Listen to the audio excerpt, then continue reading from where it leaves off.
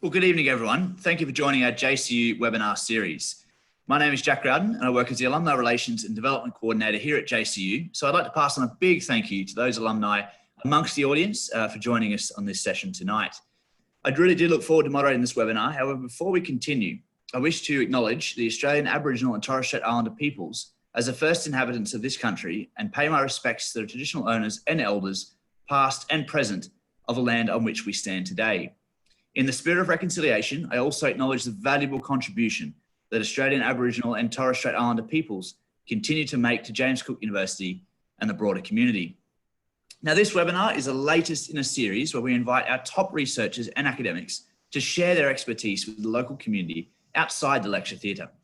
Tonight, we'll be exploring the concepts of resilience and well-being and building skills to thrive amidst the challenging times that we are currently experiencing. Now, before I introduce our two fantastic speakers in earnest, just some housekeeping. If you do have any questions during this presentation, please type them into the Q&A box in your Zoom control panel. I'll endeavour to get them answered throughout the evening. So, without further ado, I would like to introduce our two speakers this evening. Firstly, Dr. Jane Harte is the Associate Dean of Students within the College of Medicine and Dentistry at JCU. Jane is a registered corporate psychologist and academic who has spent 35 years consulting to many sectors, including the higher education sector. In addition to 25 years in medical education in Australia, fellowship, graduate and undergraduate levels, Jane has published in a variety of areas, including neuropsychology, medical education and incentives for rural medical practice. So we are thrilled to have you, Jane, speaking this evening, and welcome. Very much. And accompanying Jane tonight is Dr. Anna Kokavec, who is the academic student support in the College of Medicine and Dentistry. Anna has been a registered psychologist and member of the Australian Psychological Society for more than 25 years. She is a highly qualified mental health educator and practitioner with extensive experience supporting young adults as part of a multidisciplinary team in educational, organisational and clinical settings. Welcome, Anna, and thank you for joining us. Glad to be here. And tonight we are thrilled to have both Anna and Jane enlighten us on how we can best prepare ourselves to adapt and be resilient through these uncertain times. So Jane, on that note, I'll pass it over to you now. Thank you very much, Jack. So here we are. Today's session is all about us. We want to talk about the challenges we've all faced through this pandemic in working from home and how things are changing again for us as we move back into the workplace. We want to give you some tips and tools to look out for problems and how to help yourselves in particular. I'm going to go through the what, including how this tragic set of circumstances has been and still is affecting us, and what are some of the risk factors which don't allow some of us to deal with this as well as others. And Anna will talk about the how. That is, she will talk to you about resilience, what it is and how it can be developed. She'll finish off with some tips about building a resilient community. The challenges we have been facing are all about these four things up here on the screen. First of all, change, in other words, suddenly being thrown into a world that we're unfamiliar with, and technology is the second thing, learning to do things in a different way and worrying about actually when technology might fail us at the most important time. Isolation. Not seeing as many people in person. That's been a challenge for a lot of people. And finally, fear. There is something out there that might kill us, so we need to be prepared to deal with that. This invisible enemy can actually cause death. So at this point, let's just reflect on things. I'll just ask you to reflect. Let's reflect on our experiences through the last months. The last few months. Were there any positives?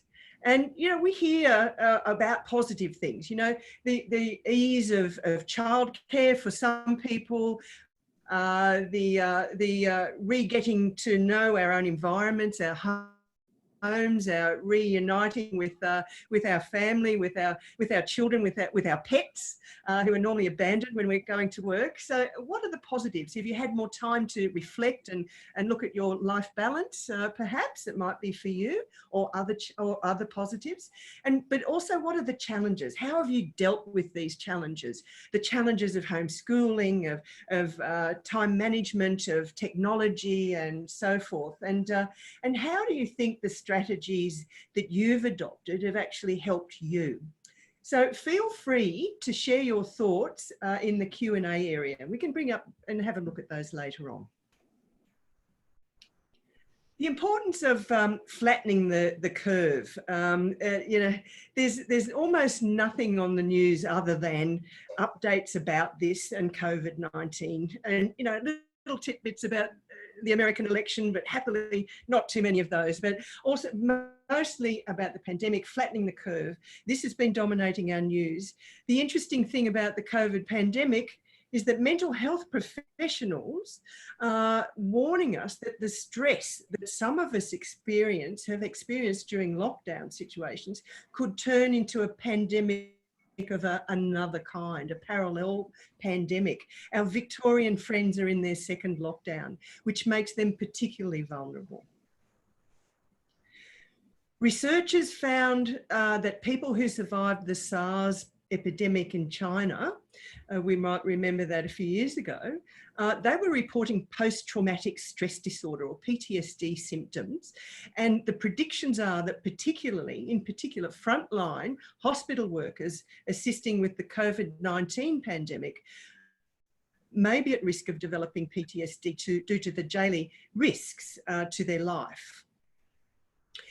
Here are the diagnostic manual, the DSM-5 it's called, the symptoms of PTSD. I'm not saying that all of you are going to be experiencing all of these symptoms if you're feeling stressed about everything at the moment due to the situation we find ourselves in. But we just wanted to put this up to say to you that if you are experiencing maybe one or two of these things, it doesn't mean you've got PTSD, but if you are experiencing any of these things, you need to talk to somebody about it, either a friend or a health professional.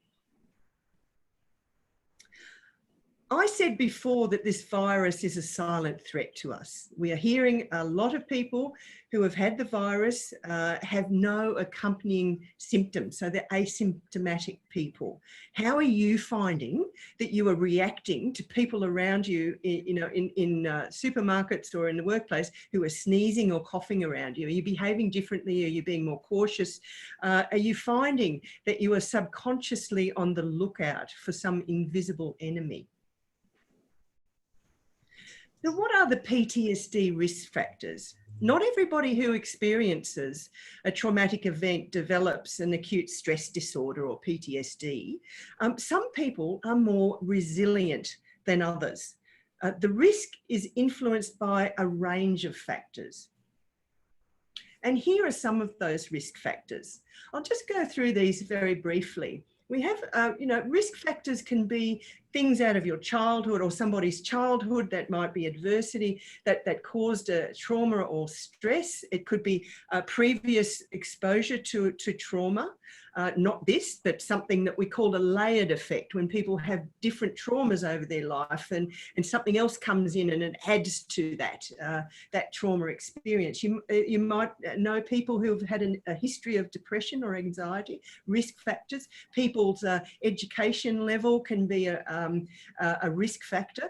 And actually during the trauma, what we call peritrauma, you might observe people or things in your own, way of dealing with things that you're finding a high perceived threat to life or for yourself or for others, and maybe some sort of distorted awareness where you're not really in reality. It's retreating from what's going on and not dealing with things in an everyday way.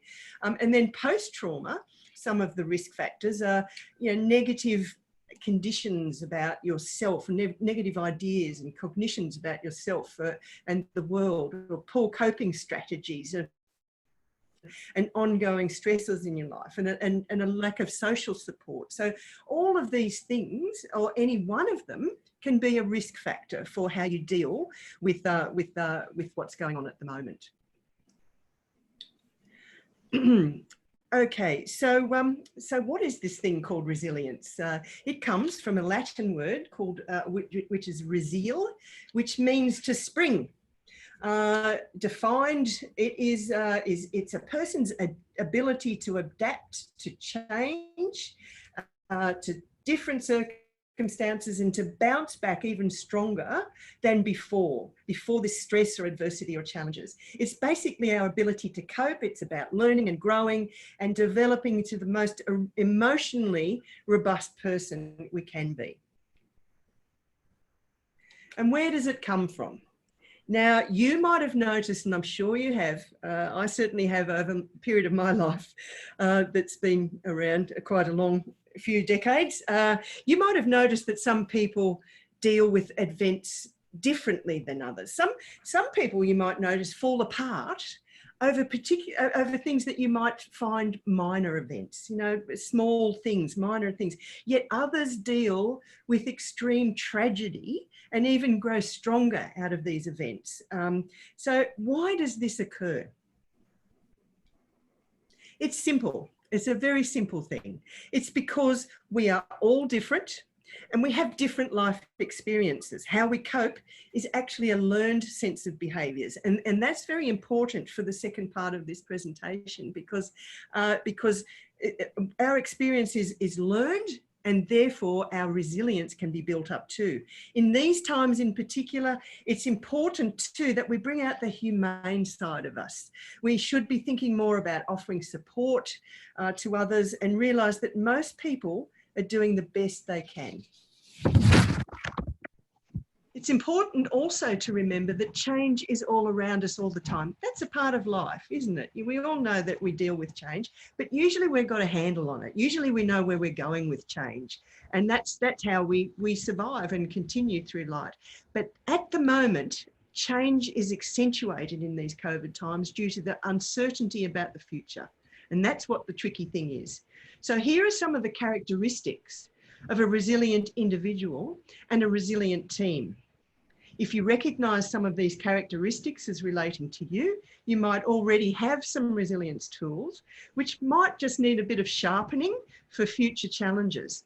If you don't recognise any of these things as relating to you, well, you are attending the right webinar this evening. There is also the concept of a resilient team based on mutual trust, social norms, participation, social networks, and so forth. Now, managers and team members need to ensure that the tools are in place for their colleagues to function as well as possible. So both individual and organisational resilience is an important determinant of how you will respond to the challenge of returning to work. The good news is for everybody, and I said before, is that resilience can be learned. Just as we learn through our lives, through experience, we can learn how to be more resilient. And look at this last point here. When things in your life become stressful, having a well-stocked resilience toolkit full of positive coping strategies is key to moving forward, staying peaceful and calm, which is a really nice way of introducing my peaceful and calm colleague who works a lot in this space, who is going to continue with this. So over to Anna. Thank you. Thank you, Jane. I don't know about peaceful and calm, but I'll do my best. So, okay, so welcome everybody. So what I'm going to do now is I'm going to start talking about the Resilience Toolkit. And on the screen here, you can see that as far as the toolkit's concerned, there are 6 areas that I'm going to be talking about. So we're going to spend some time talking about stress management. We're going to look at our perception of events and look at maybe changing them from negative to more positive.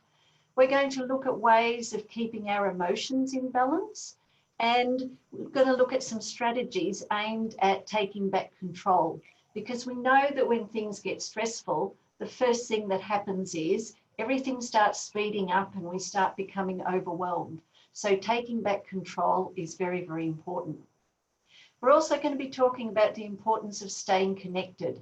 So especially if you're still in lockdown, so making sure that you connect with somebody every day is very, very important.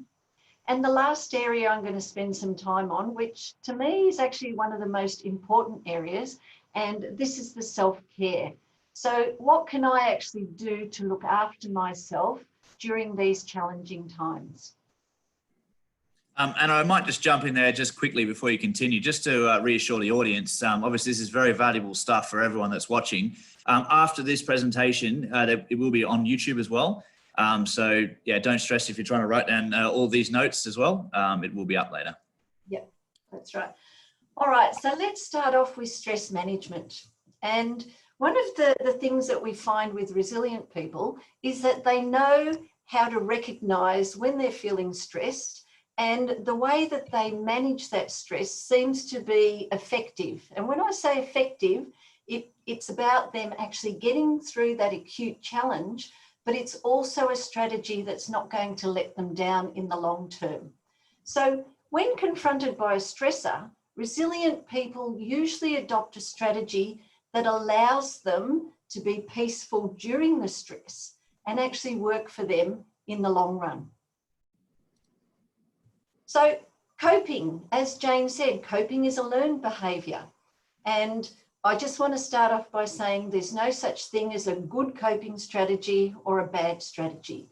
Now, I know that on the slide there's a term used that may imply that some strategies are worse than the others, but be aware that the difference between negative strategies and positive strategies is that the negative strategies will allow you to cope during the acute challenge. However, the positive strategies are more likely to get you through that challenge and allow you to actually stay peaceful down the track. So it's not unusual sometimes and you can see on the screen there, I've got a glass of wine. And whenever I put up a picture of a glass of wine, there's all these emotions that sort of come through because we all really enjoy that glass of wine. And I'm here to tell you that there's a reason why you enjoy a glass of wine, especially when you're stressful. And it's because it's a fact. The biochemistry shows it will make you feel more relaxed. But I suppose the question I have for you is, will it actually serve you down the track?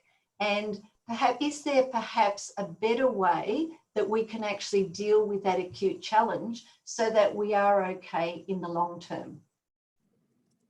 So now on the screen, what I've got are two boxes, and you can see the negative coping strategies are there in yellow and the positive coping strategies are there in blue.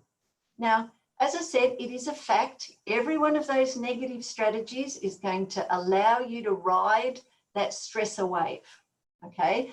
But the difference is over time, you may find that these negative strategies don't work for you. So for example, we've noticed that during COVID, that alcohol sales have increased significantly. Now, that's a worry in itself because, having worked in the alcohol research area for more than 20 years, I know how addictive alcohol is, especially if we're getting a positive effect from it. So, by positive effect, we're stressed, and so that drinking alcohol is actually being reinforced. So we're going to be more likely to consume alcohol next time we feel stressed. Things such as drugs will, give you that high, but then, things such as ecstasy, they also, knock you for a six after the effects have worn off. Gambling, you're going to, yes, you'll feel high if you have that win, but more often than not, you're going to lose and then you're going to get that financial stress. Shopping, again, shopping's a great strategy. It makes us feel good to have new things, but basically, again, it's going to affect your finances. Be aware that in the workplace, people will deal with stress differently. And, it's not unusual for those who don't have the ability to cope positively to go around creating conflict, gossiping about others, venting and blaming. So, I'm not saying that that's bad, but if you do notice that somebody is doing that in the workplace, it's very important to show that compassion and maybe say to them, you know, are you okay? Is there anything I can do to support you? Okay. So, you know, many of us can actually identify with some of these negative strategies. I mean, we've all done them, you know, at some point in our lives. But the key here is to try and move across from the negative and maybe replace some of these negative strategies with some of the things that are in that positive box. So positive strategies such as seeking support, and that could be, you know, just talking to a friend, talking to family. And of course, there's a whole range of mental health professionals that you can also talk to. So if you find that life is becoming overwhelming, it may be time to actually give the problem over to somebody else and seek some professional assistance.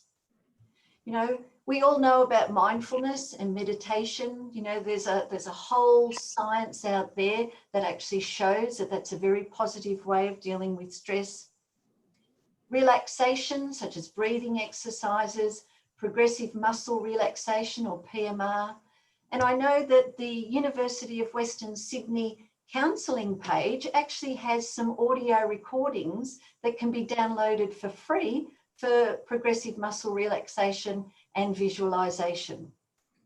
There's also some cognitive tools, and I'm actually going to be talking about some of these during the presentation. So things such as, you know, in order to control negative thoughts, so there are strategies such as thought stopping, cognitive reframing, and something that people may not be as aware of, and it's something that's called tapping or emotion freedom technique. So, you know, there's been a recent systematic review that's been published, which actually shows that this simple little tapping tool can reduce, you know, the symptoms of anxiety, which is a really, really positive thing. And as I said, I'll give you a link for anybody that's interested there. Physical activity. We all know the benefits of exercise, and we know that if we're feeling mentally stressed, that exercise will actually negate that and make us feel better. Other forms of physical activity could be something a little bit more creative, such as dancing. We also know about the benefits of things such as art, and there's a whole area of psychology, so art therapy, that's dedicated to art. So this is particularly good if you have problems, you know, expressing your feelings. So some actually find it easier to express how they're feeling through some of these other creative means. And of course, humour and laughter. And I remember years ago when I was working at the university in Bendigo, on my way to work, I used to see this laughter group, and they'd meet there a couple of times a week in the park at 7 a.m. and all they would do is laugh for about half an hour. And that laughter can actually act as a fantastic stress release. Anna, just before you move on, if you don't mind just going back to that slide there, I think that's an incredibly valuable slide for the audience. Just a question on some of those coping strategies that you've deemed to be negative there. Are any of them, such as, I mean, alcohol or shopping, if they're done in a responsible manner or, you know, in moderation or in a social manner, do you think that any of those could be part of a positive coping framework? Well, the thing is, I think when it comes to alcohol, I think it's important to treat it with respect. I know that there's some anecdotal evidence out there from questionnaire studies that says that it's good for you. Unfortunately, the biochemical studies don't support those sorts of conclusions. Yep. So with alcohol, I think it's really important to just remember it is a drug. It can affect the way your body works. And if it's making you feel relaxed, it's probably because it's changing other things in your body. Yep. Now, the good thing about the human body is that it can sort of repair itself very, very quickly. And so, you know, any of the negative effects of alcohol, the body can sort of look after itself. But it's the same as anything. If you drink a lot, well, the ability of the body to protect itself is significantly reduced. So, you know, I mean, quite often people ask me, you know, you've done all this research, do you drink alcohol? The thing is, It's not unusual for me to have a glass of bubbly. So, you know, I'm certainly not an advocate of removing alcohol, but be aware that it is changing your body, and, you know, don't drink because you think it's good for you, okay? Over time, it can become addictive, especially if you're being reinforced by feeling less stressed. So, you know, I mean, if you're having, it does have this reinforcing effect. So it's very easy to go from 1 glass to 2 to 3. And we also need to be aware that it's not just the alcohol itself. There's also other things such as driving. It can interfere with your ability to deal with conflict. So, you know, just be responsible. And yeah, but, you know, there's certainly nothing wrong with having a glass or 2 with a meal while you're socializing with friends. That's a great answer, Anna. Thank you. Okay, cool. But, and of course, shopping, there's nothing wrong with shopping, providing you don't blow your budget. Yeah. So, you know. Okay, so as you can see, there are many different ways of coping, okay? And when it comes to dealing with a particular stressor, you know, whoever you ask, they could give you a different way that they cope. So as Jane said, the coping strategy you adopt is based on what has worked for you in the past. And there's no such thing as a good strategy or a bad strategy, because you've got to remember that sometimes the challenge can be so great that as far as the person's concerned, it's just about getting through that challenge. It's very easy for us to stand here and judge and say that, you know, people should be doing it my way, but you've got to remember the way that you do things is based on your experiences. And everybody is an individual. We've all had our own set of unique experiences, and what works for me may not necessarily work for you. So once again, it's very important to replace that judgment with something more positive, such as empathy and compassion. Okay, so let's look at the way that we look at the world. And positive perceptions talks about shifting our thinking from black and white to colour. And on the screen there, I've given you an example of, you know, the same situation, but 2 very, very different telegrams.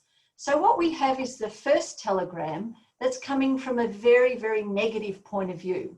You know, that the salesman's gone over to Fiji and said, well, it's hopeless. They don't wear shoes. There's no point. Don't waste your time. Whereas the second telegram is coming from a more positive view, and it's recognizing the opportunity that actually may be there. Glorious opportunity. They don't wear shoes, which means they need shoes. And, you know, we've all heard the saying, the glass is half full, okay? And it's a fact that we actually live in a world of opposites.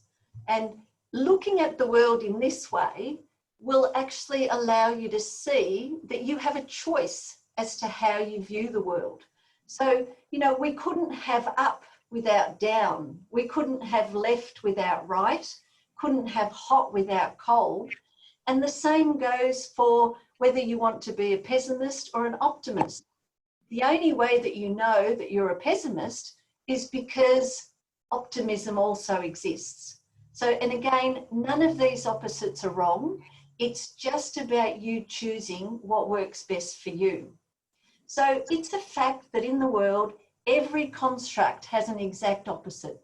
And it's not just black and white that exists. We have every shade of grey in between. And what that says is that when you meet people, there could be people who are the opposite to you, okay? And in their mind, their way of doing things is right for them, okay?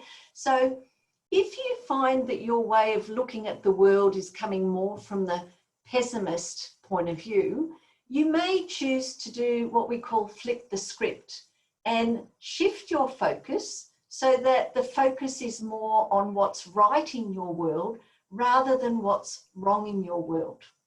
So the question that I have for the audience is to just reflect on yourself and ask yourself, is my glass half empty or is it half full?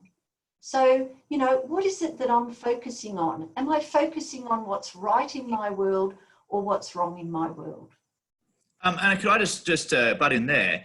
Is the current times we find ourselves in at the moment, is this an opportunity for people to actually press the pause a little bit on their life and actually reflect on some of those questions that, in years gone by when life is just rolling on at the same pace, perhaps people haven't had the same time to reflect? Yeah, absolutely. And, I've spoken to a lot of people, and what they've said to me is that, this staying at home business, it's given them an opportunity to see all the things that actually needed to be done around the house. And I had a painter come to paint my front door, and I actually asked him, I said, so how's business for you?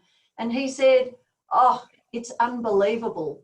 Everybody's at home and they all want their houses painted. They all want their sheds fixed. It's almost like Bunnings is having a field day with all the renovations that are being done there.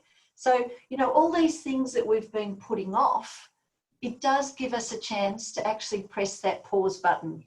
And, there's actually a lot of good happening out there. I know when we listen to the news, all we're getting is the negativity, but there's actually, lots of people who are recovering from COVID. We've got great work being done by our healthcare workers.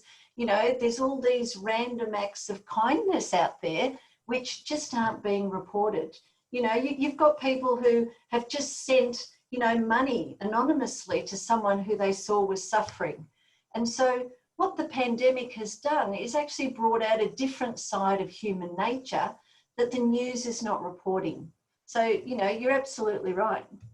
Excellent. Yeah, no, that's good to hear. Yeah. Okay, so a really good way of actually flipping the script is to, do something that's called a gratitude journal. And, we can go off to, Collins booksellers or Dymocks and pay a lot of money for this gratitude journal, or we can just get, a pen and pad. It doesn't really matter, so long as you've got somewhere to actually write down 3 good things about what happened today. Okay, so you actually look for 3 good things, and everybody, regardless of the type of day that you've had, you should be able to find 3 good things. Write them down in your journal, and then when you've got them there in front of you, I want you to read back what it is that you've written and actually verbalize with conviction, I am grateful to have X in my life.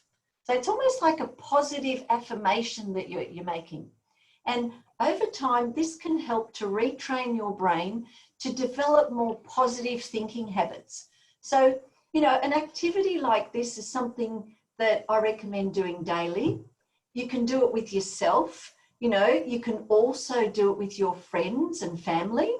And, if you have young children, it's also a great thing to do while you're having dinner around the table. So as a family, actually, reflect on the positives. So start, training the brain early as far as your kids are concerned. That's a great point. Yeah. So, okay. So the next area refers to emotions. And of course, emotions, this is the one that most of us struggle with. Okay. Now, what a lot of people may not realize is that what we think actually determines what we feel. Okay. And so if you're feeling really, really sad and you want to be happy, the first thing I recommend is actually paying attention to the thoughts that are coming into your mind. So feeling better could be as easy as changing the thought in your mind from negative to positive. So looking at some of the neuroscience studies, we know that the mind can only hold one thought at a time. So if you're holding a positive thought, your body will start reacting to that positive thought and the negativity can't come in. But of course, easier said than done, because we know that, when these negative thoughts come in, they're actually very, very hard to stop. In order to illustrate or demonstrate what it is that I mean, what I'd like you to do, what I'd like the audience to do is to just gently close your eyes, and with your mind's eye, I want you to try and get a picture of yourself in the middle of a recent stressful event. And I want you to pay attention to how your body starts to feel when your mind is actually looking at that image. Okay. So now what I want you to do is I want you to change that picture, and I want you to get a picture of a very, very positive event. So it might have been a family event where you can see yourself laughing, and pay attention to how that picture makes you feel. Okay, so did you notice any difference in how your body responded? So there's actually been a lot of neuroimaging work done, which has shown that imagining that you're doing something and actually doing the event will activate the same areas or very, very similar areas of the brain. So all your mind is seeing is a picture, which is why visualization is a very, very powerful tool and often employed by psychologists. All right, so when mood is low, it's not unusual to repeatedly experience negative thoughts. And you know, Aaron Beck, who's the father of cognitive behavioural therapy, calls these automatic thoughts or automatic thinking.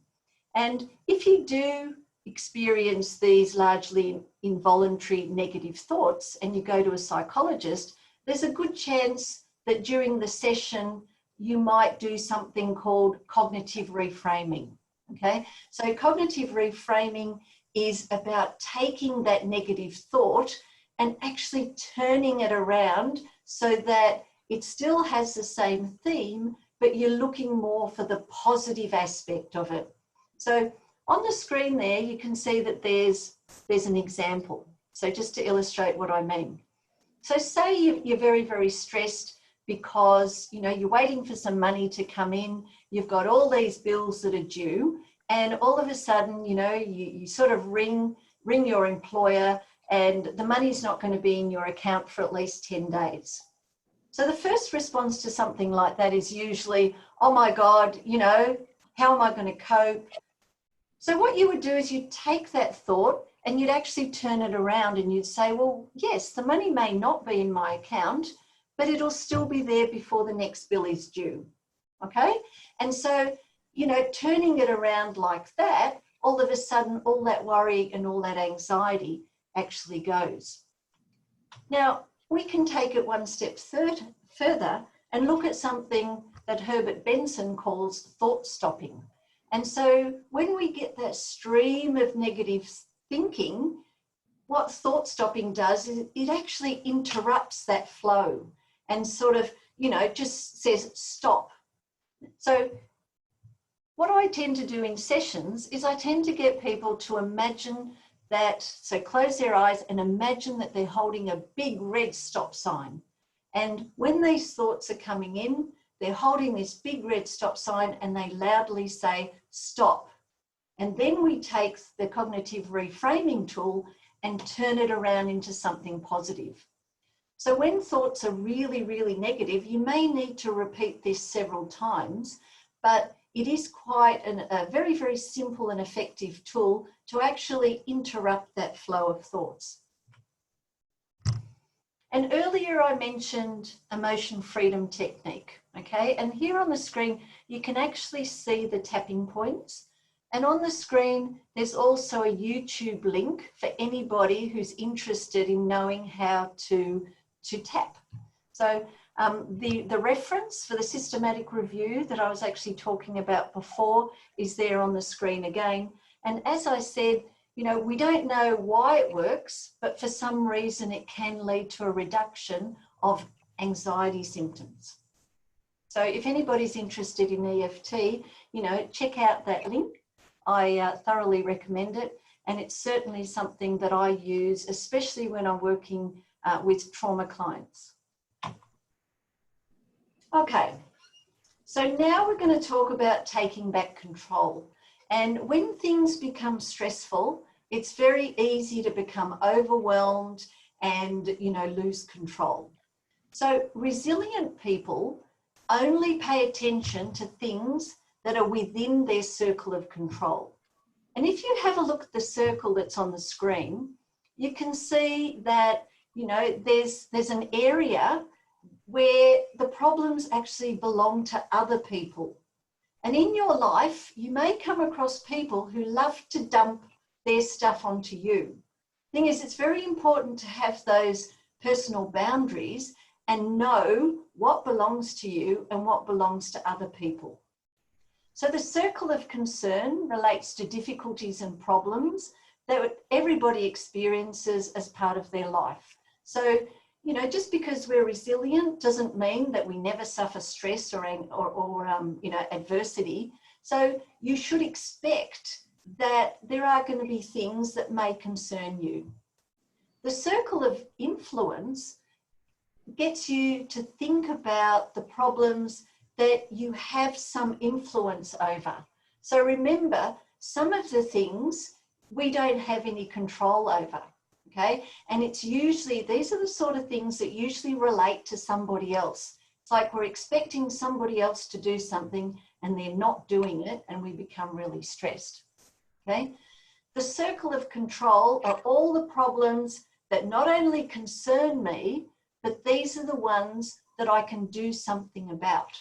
So if you're facing a stressor, it might be a good idea to just draw this circle and see where that problem sits, because that will give you a better understanding of whether you can or cannot do anything about it. And of course, it's also going to determine the approach that you take when dealing with that problem. So there's two approaches that we can take. If we can actually change the problem, we would take a problem-focused approach. But more often than not, these things are outside of our control. So what we need to do is actually change the way that we are responding to the problem. So the emotions that the problem is creating is something that is within our control. So step 2 is to take responsibility for the situation and say, okay, this is a problem that is impacting me. What are my options? And you weigh up your choices and you choose the best option that suits you. And it's important to understand that sometimes none of the options are the ones that you want to take, but it's better to choose something than just sit there and do nothing. Once you've got the problem, it's this big problem. It seems very, very overwhelming. So let's break it down into smaller parts and let's make a list in order of priority, what we need to do first, start at the top of the list and tick things off as we go.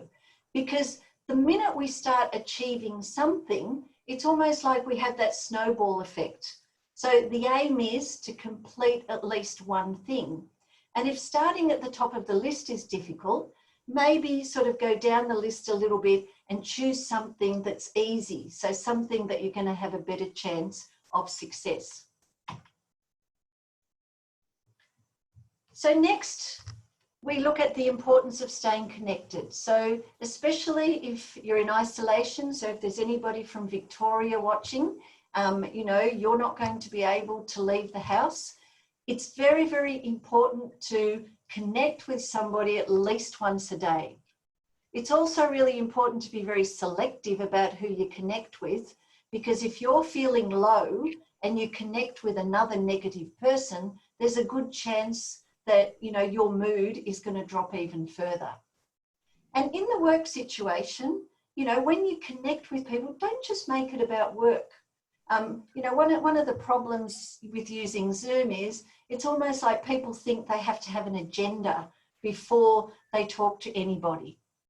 If you do connect with somebody, use technology where you can see the person's face. So, avoid things such as SMS and email, and maybe, connect with family and friends via Zoom, Skype, FaceTime, somewhere where you can see the people.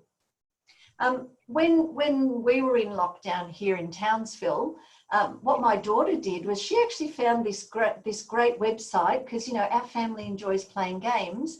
And what we would do is we would set up 2 computers, one for Zoom, one for the card game, so we could have that real-time experience with that banter that normally occurs around the table. So, you know, on the web, there are heaps of things, and, you know, sometimes it's just about getting creative. Okay, so the last section is self-care. And when it comes to self-care, resilient people know the importance of being very proactive about self-care. They make self-care a priority, and they actually insert self-care into their weekly diary so that there's enough time to actually complete it. And, you know, there's a lot of models of health out there. So the biopsychosocial model suits my purposes here when I'm talking about balance. And, you know, it's important to know that we all have different levels of resilience, but we can use the biopsychosocial model to actually look at how to improve our actual balance. And getting the balance right means focusing on not only our physical health, but also our emotional and our social health and well-being. And, you know, the thing is, there's also a 4th category that a lot of people forget about, and it's the self. So what I like to take is a biopsychosocial personal approach to self-care, because if you're going to talk about self-care, self is one of the most important things to include. And so when it comes to self-care, the focus needs to be on balance. And, you know, on the screen there, we've got the 4 categories. And what I've actually put up there are some questions that we can ask ourselves. So when I'm looking at the physical, you know, I look at my fuel and I reflect on that, and I ask myself, so what am I eating? You know, what is it that I'm drinking? When was the last time I did any physical activity? And have I even been outside today?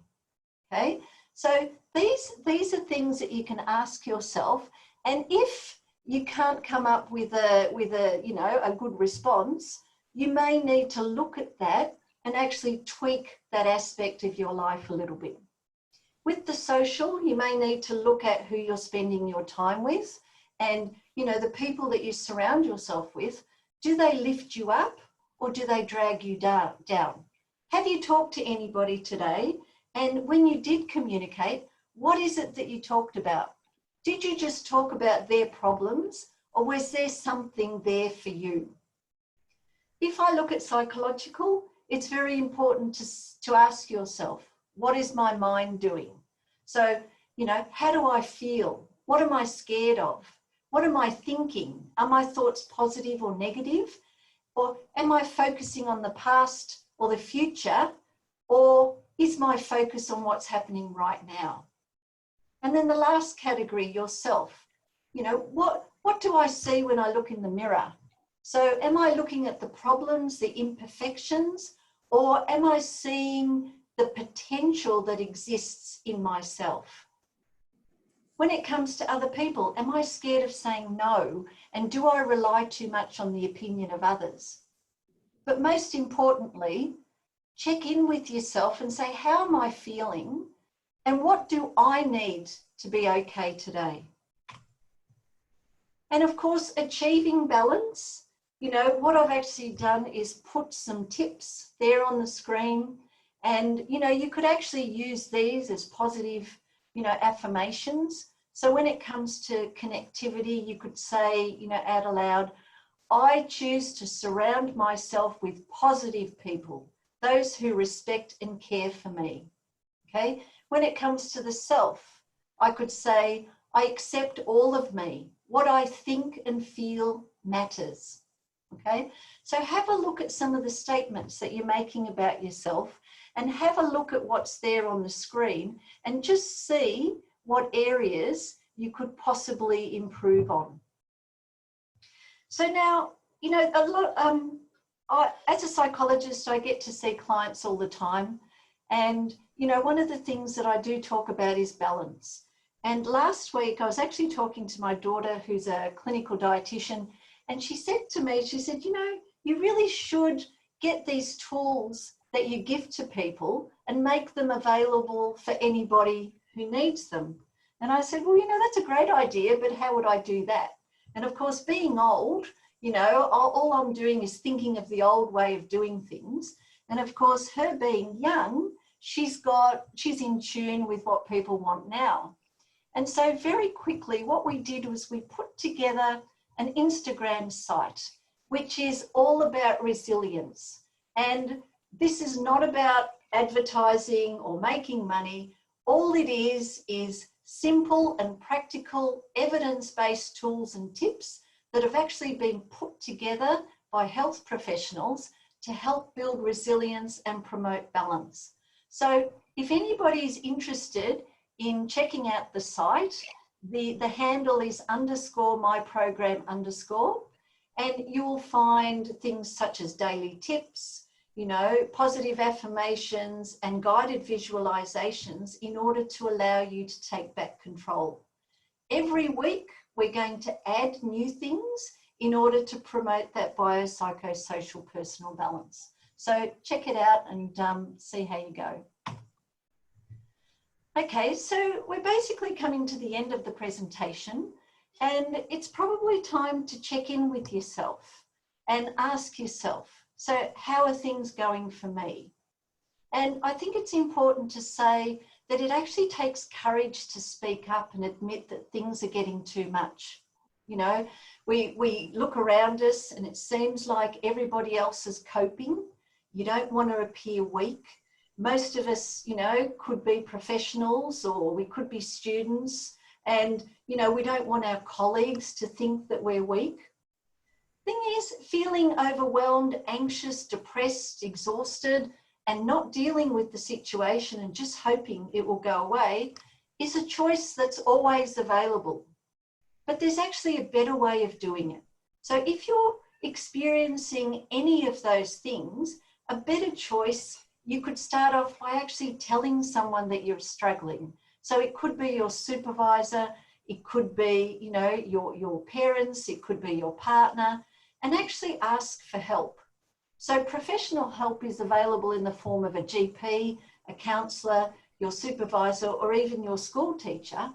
And, you know, I would encourage you to just tell somebody, because you wouldn't believe how much better you feel by just sharing that stress with somebody else. So if you are employed, most workplaces have something called an employee assistance program. And if you are a JCU employee, the EAP provider is a company called LifeWorks, and the number is actually there. So depending on how many sessions your employer is prepared to pay for, and that can vary between anything like 3 and 12 sessions, you do have access to free counselling that is separate to your employer. So all your employer will know is that somebody has accessed the service so they can pay for it, but they won't know who accessed it. So it's a completely confidential sort of service. So if you do need to talk to somebody, and if you're a non-JCU staff member, just give your HR manager a call and just ask for contact details for the company's EAP provider. So moving forward, what can we do to make our community more resilient? And obviously the COVID thing is going to be with us for a long time. So, you know, the main safety message is something that we really need to take seriously and respect. So we have to make safety a priority. So as an individual, it needs to be a priority, but as an organisation, it also needs to be a priority. We need to wash our hands. We need to adhere to social distancing. We need to make an effort to engage positively with others at all times. And we need to be aware that people are going to cope very differently. And some people could become anxious and fearful, you know, just by standing next to somebody who blows their nose. So it's very important to add that compassion and empathy into the mix. Look out for each other. And if you see someone struggling, don't be afraid to go up to them and ask, are you okay? Okay. Fantastic, Anna. And look, thank you so much to both Jane and Anna for that very insightful presentation. And thank you to all of you in the audience as well who've tuned in tonight. And I'm sure everyone watching on would have gained some valuable insights into resilience tonight. And we would really appreciate your feedback so that we can continue to deliver interesting and engaging webinars throughout the rest of this series. On that note, if you wouldn't mind sparing some time just at the end to complete our feedback survey, that'd be fantastic. So a link should appear once the webinar concludes, and it will be available on our JCU website as well tomorrow. The date for our next webinar, as you'll see there, will be advertised soon. However, for now, it's thank you and good night. Thank you, everyone. Thank you.